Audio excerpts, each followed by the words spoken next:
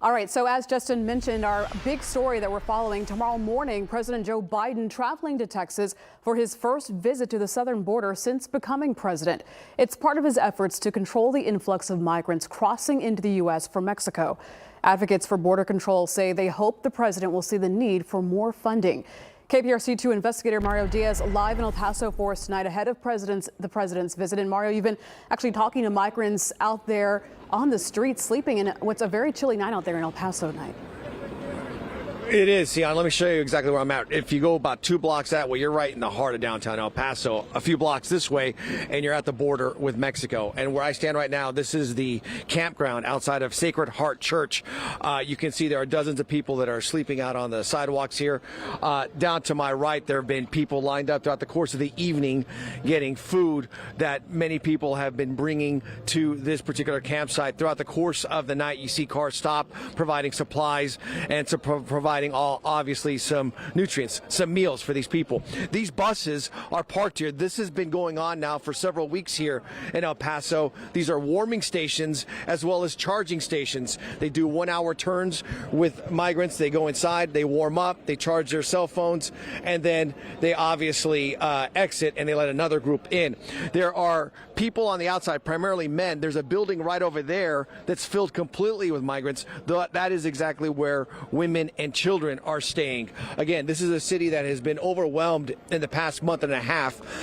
They have seen at some points during the month of December as many as 2,500 crossings per day, numbers that they have never seen before here in El Paso, which is why so many people are anxious to see President Biden making his first trip to the Texas border tomorrow. But what's also interesting is they're not the only ones that are fully aware. I have this gentleman, John Alexander, who is here as well. Alexander from Venezuela, John from Venezuela.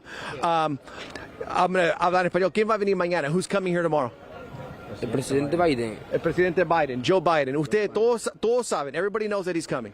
Yes, we know that he's coming tomorrow. You know that he's coming tomorrow. Yeah. What is the message that you want Joe Biden to understand? Or what is the message you're hoping that you receive from him?